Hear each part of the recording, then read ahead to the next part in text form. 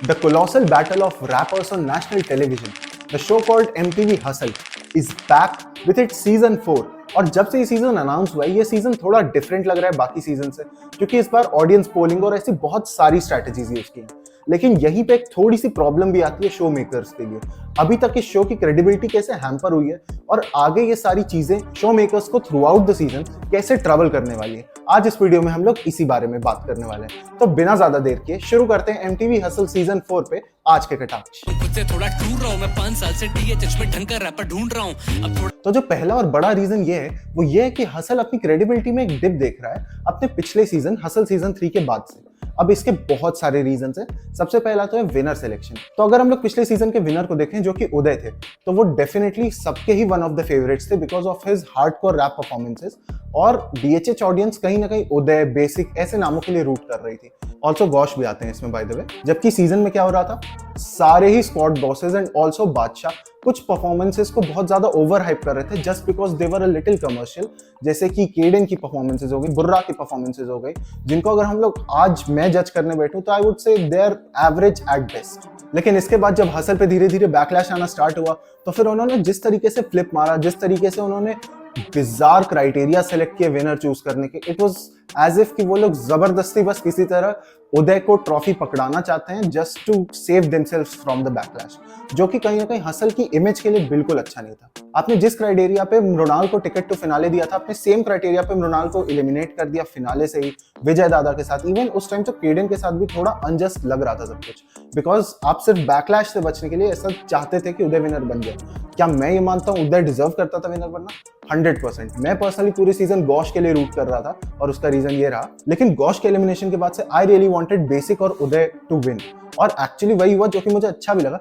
But जिस तरीके से ये पूरा प्ले आउट हुआ, इट वाज प्रीटी एविडेंट कि हसल की टीम सिर्फ बैकलैश से बचने के लिए उदय को जबरदस्ती जिता रही है, जबकि उनका मन तो शुरू से ही केडन को जिताने का था। मेरा सबसे बड़ा दुश्मन मेरे नंबर, इंडस्ट्री के स्टैटिस्टिक्स को मैं रखता अपने।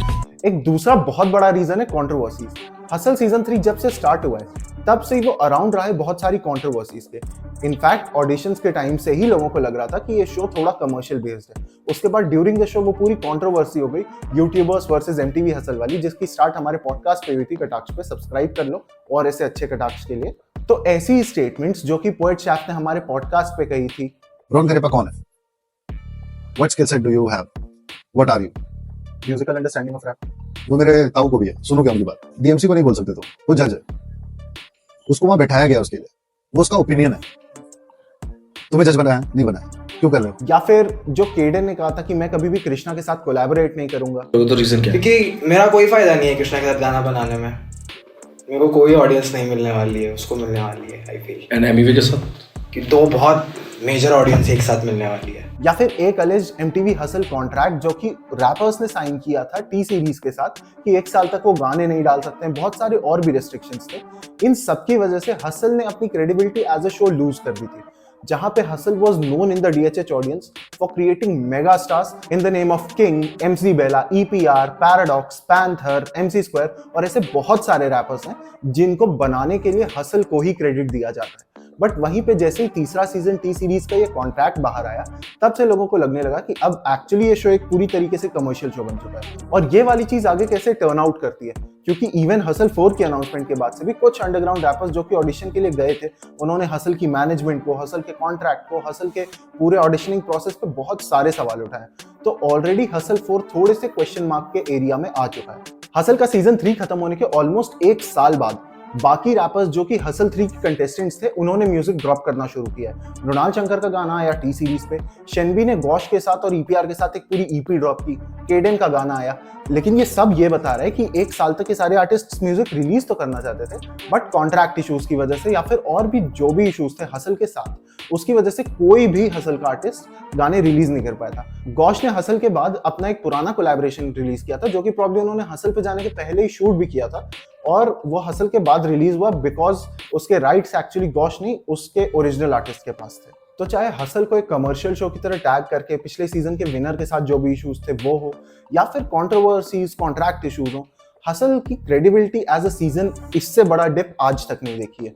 हसल सीजन 2 पे पीक आया था हसल का, लेकिन हसल सीजन 3 पे क्रेडिबिलिटी का एक बहुत बड़ा डिप आया था। अब ये देखना होगा कि ये चीज कैसे मैच करती है, क्या रफ्तार की प्रेजेंस, रागा की प्रेजेंस, इक्का की प्रेजेंस, ये सारी चीजें ओवर पावर कर पाती है, या फिर ये शो आगे कैसे टर्न आउट होता है, ये चीजें हमारे लिए भी देखने वाली होंगी। I ignore them like call मेरी बुआ जी का for the boys जिनकी life on the internet. Now this is going to be one of the most polarizing sections of this video.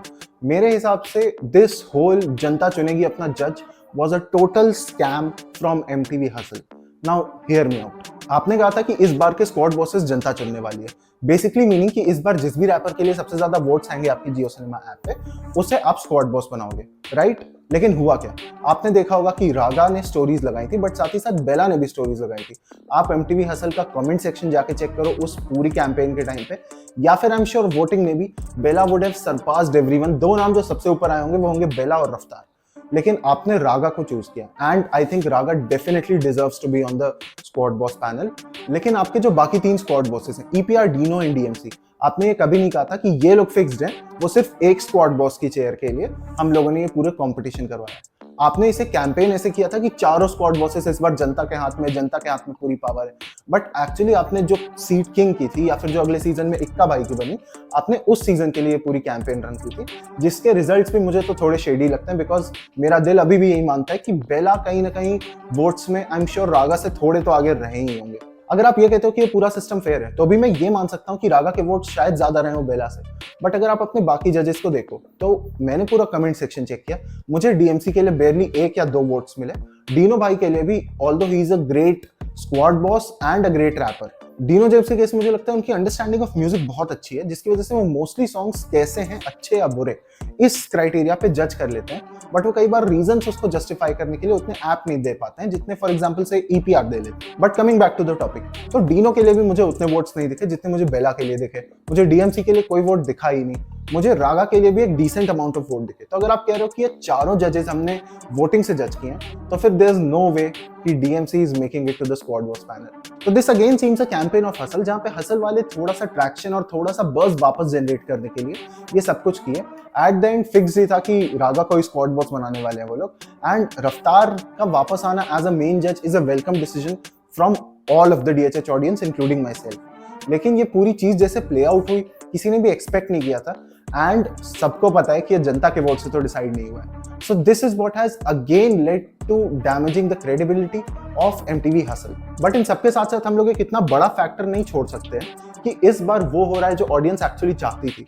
Hustle season 2 में भी थोड़े लोग, और सीजन 3 के बाद तो सारे लोग चाहते थे कि रफ्तार का कमबैक हो एज अ मेन जज ऑन हसल, वो हो चुका है। एंड यू नेवर नो कि आगे किसी एपिसोड में बेला को एज अ स्पेशल गेस्ट बुला लिया जाए, बिकॉज बेला के पीछे इतनी मैसिव डिमांड आई थी, और अब बेला उतने पोलराइजिंग और कंट्रोवर्शियल फिगर रहे नहीं है जो कि वो पिछले सीजन्स के टाइम पे थे, जब उनके इश्यूज थे EPR के साथ, किंग के साथ, इक्का भाई के साथ। तो अब देखने वाली बात ये होगी कि क्योंकि रफ्तार, इक्का एंड चांसेस आर देयर कि बेला भी आ सकते हैं कभी ना कभी, तो बहुत सारी चीजें ऐसी हैं जो हमारे मन से हो रही हैं, एज ऑडियंसेस हमारे मन से हो रही हैं। अब देखने वाली चीज ये होगी कि ये पूरा शो प्ले आउट कैसे करता है, because as a DHH purist आपको या मुझे ये पूरी बात अच्छी लगे ना लगे, लेकिन एक रियलिटी टीवी शो में अगर सिर्फ हार्डकोर और रैपिटी रैप टाइप के सेक्शंस होंगे तो वो थोड़ा मोनोटोनस हो जाएगा, एक कमर्शियल एलिमेंट भी जरूरी है। अगर हम लोग देखें तो MTV हसल सीजन 2 के इतना सक्सेसफुल होने का मेन रीजन भी यही था कि उसमें बहुत ही अच्छा बैलेंस था between melodic raps and hardcore raps, जिसकी वजह से वो सीजन सबको बहुत ज्यादा पसंद आया था।